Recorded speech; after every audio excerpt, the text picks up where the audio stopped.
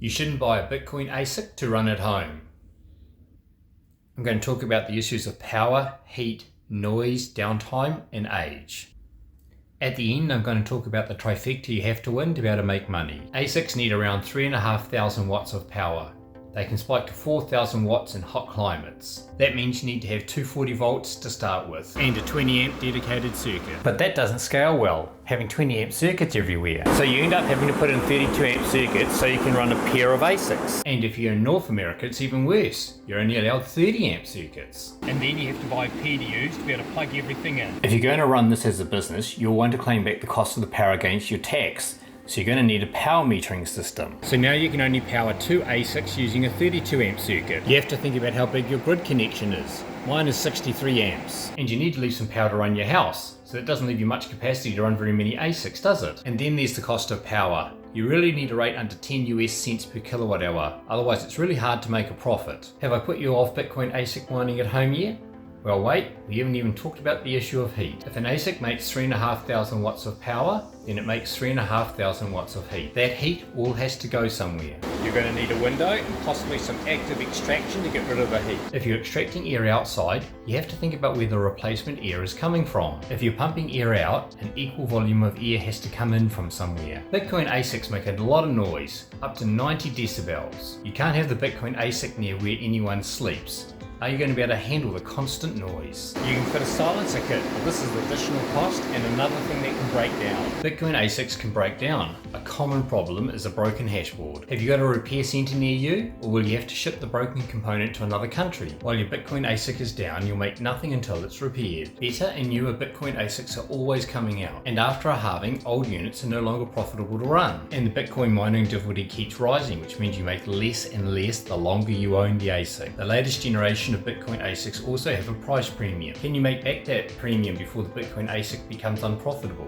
Let's take a look at a calculator called Smoking Hopium, which looks at the cost of just simply buying Bitcoin versus using that same amount of money to buy an ASIC and mine the Bitcoin. Currently, a modern ASIC is a Bitmain Antminer S21. They have a list price of $6,000. Based off the current rate of Bitcoin, that means it would cost you 0.09 Bitcoin.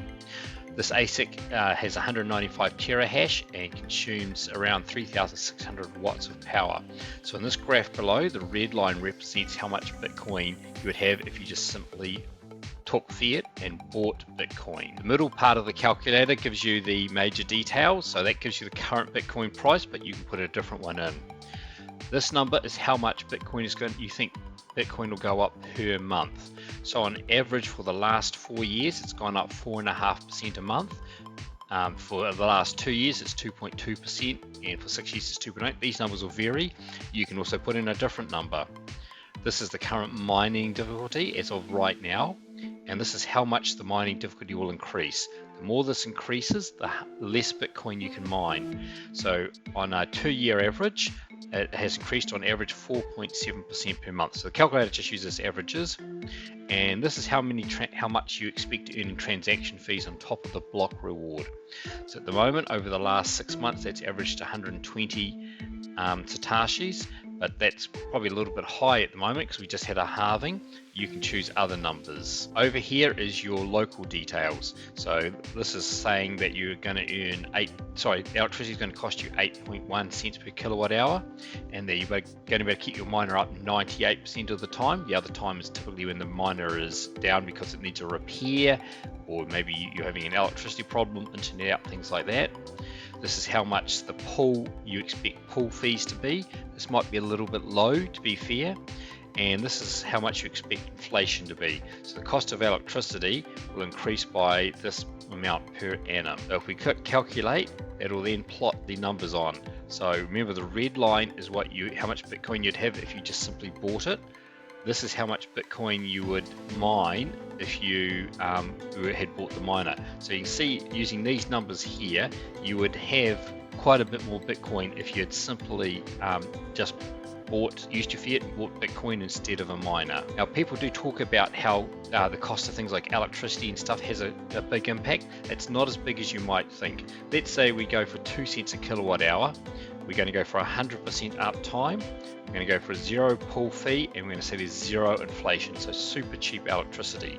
So when we ask it to calculate it now, you see the cost of mining gets closer to what we would have had in Bitcoin, but we're still not there. So even with this case here, we would have been better off just simply buying the Bitcoin and not buying a miner. The thing that has the greatest impact on price is the Bitcoin difficulty and how much it's going to increase per month.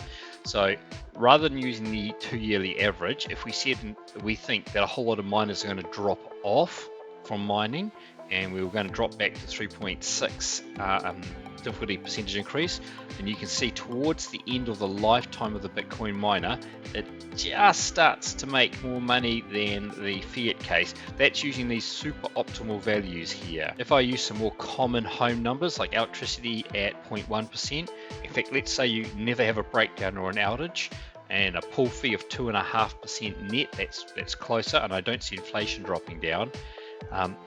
You can still see we would still have more Bitcoin if we just simply took our fiat and bought the Bitcoin rather than a miner. We would have to have the difficulty drop right back. Let's try a difficulty of only 3% increase, still not enough. 2%. Oh, still not enough.